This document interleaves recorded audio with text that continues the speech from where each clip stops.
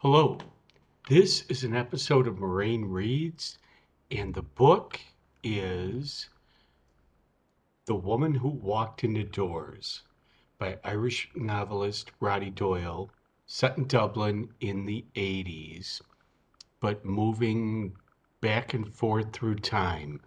It's all spoken in the voice of Paula, and we meet her, we learn about her, but it is only late in the book that she formally introduces herself. Chapter 18, page 86. My name is Paula Spencer. I'm 39 years old. It was my birthday last week. I am a widow. I was married for 18 years. My name was O'Leary before I got married. My husband died last year, almost exactly a year ago. He was shot by the guards. That's the police. He left me a year before that. I threw him out. His name was Charles Spencer. Everybody called him Charlo, except his mother and my father, and the priest at his funeral. I have 4 children. There could have been 5. I lost a baby. The oldest is Nicola. She is 18. She has a job in a shop and a steady boyfriend, Tony. She's a great kid. I don't have to worry about her. Next is John Paul. He is 16. I don't know where he is. He was squatting in some flats in town, but I don't think he's there now. He never comes near me. Nobody talks to me about him. I never mention him to anyone. I have reason to believe that he's a drug addict. He has robbed my mother more than once. A druggie. He never comes here. He knows there's nothing. Heroin. He has a tattoo on his arm that I bought him. It's the only thing left between us. I don't mean that. It's how I cope. It's either that or pretending that everything is grand and he's still at home with me or on his way back. I gave him the money for the tattoo on his 14th birthday to stop him from hating me. Liverpool FC. He doesn't even care about them anymore. That's a soccer team. It's cruel. I don't know what happened. I'm always expecting another knock on the door. The news about John Paul. Every knock, every footstep outside kills me. Next is Leanne. She's 12. She's lovely and wonderful. I'd love to have her never grow up. I found a love bite on her neck last Saturday. She saw me looking at her. I said nothing. She's hilarious. She always cheers me up. She's good in school, but a bit cheeky. Her teacher tells me she's intelligent and creative and good at maths, but too fond of smart remarks. She could spend more time at her homework, the teacher says. I'm going to make her stay in school until she's finished, right up to leaving certification. The first of the Spencers to do it. Last is Jack, my baby. He is 5. He's as bright as a button and quick. He's a gentle little lad. He still has his baby face and his tummy. Whenever I feel really poor, I always search for Jack and look at him. He looks well fed and prosperous. Getting hugged by Jack is like nothing else in the world. I've taught him to sing Bye Bye Blues, and he knows when to sing it. I've spent more money on his clothes than any of the others put together. I've gone without food to make him look good. No hand-me-downs for Jack, no way. He doesn't remember his father. He tells me he doesn't. I'll never forget the time I saw a woman in the supermarket looking at Leanne. It was years ago. Something about it scared me. Her basket was empty. The woman saw me looking at her. "I recognize the coat," she said. She tried to smile and walked away. Goodbye.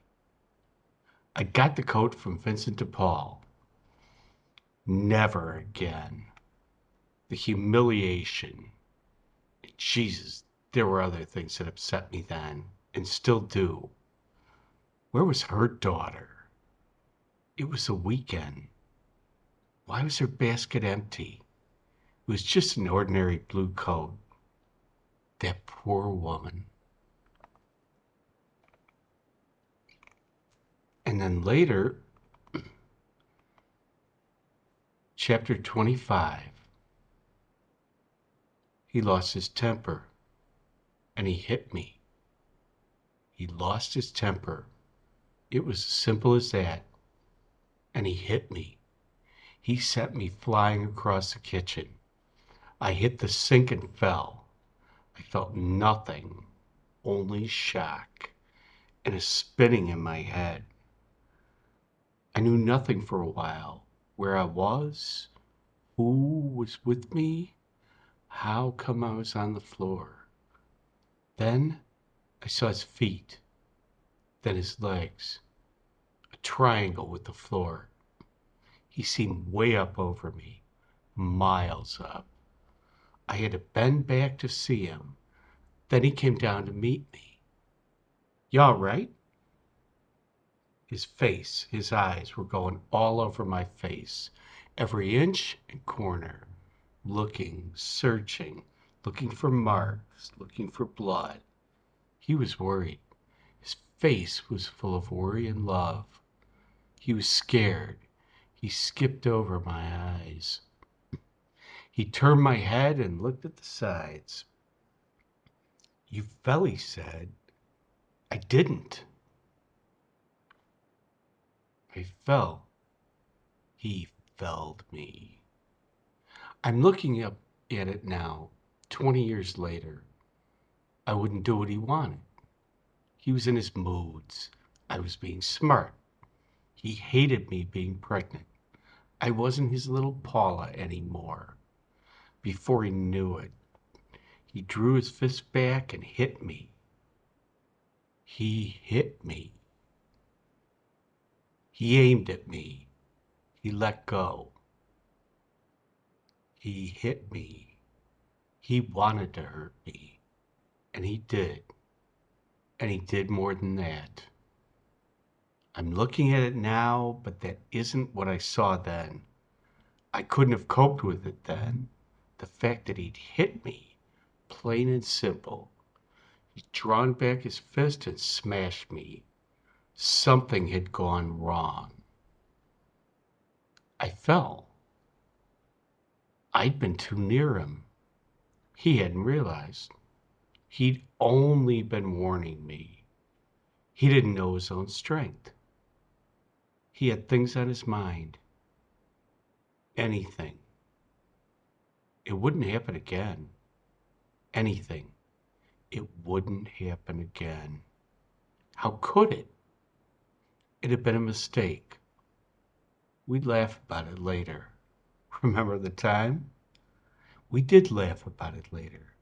That night. And the time after that. And the time after that. Many other nights. Until I couldn't laugh anymore. I wouldn't let myself.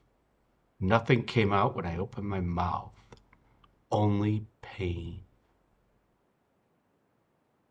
What happened? I said, "Make your own fucking tea." That was what happened. Exactly what happened. I provoked him. I always provoked him. I was always to blame. I should have kept my mouth shut. But that didn't work either. I could provoke him that way as well. Not talking. Talking. Looking at him. Not looking at him. Looking at him that way. Not looking at him that way. looking and talking, sitting, standing, being in the room, being. What happened? I don't know. Someone once told me that we never remember pain. Once it's gone, it's gone. A nurse, she told me just before the doctor put my arm back in its socket. She was being nice. She'd seen me before. I fell down the stairs again, I told her. Sorry. No questions asked. What about the burn on my hand?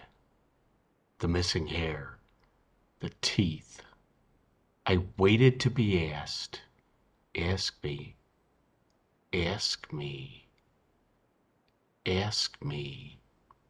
I'd tell her. I'd tell them everything. Look at the burn. Ask me about it. Ask. No. She was nice, though. She was young. It was Friday night. Her boyfriend was waiting. The doctor never looked at me. He studied parts of me, but he never saw all of me. He never looked in my eyes. Drink, he said to himself. I could see his nose moving, taking in the smell, deciding. That is The Woman Who Walked Into Doors by Roddy Doyle. And this is another episode of Moraine Reads. I'm Joe from the library. Um, it's a tough read, but it's a valuable one and it's important. Uh, Thanks for listening. Take care.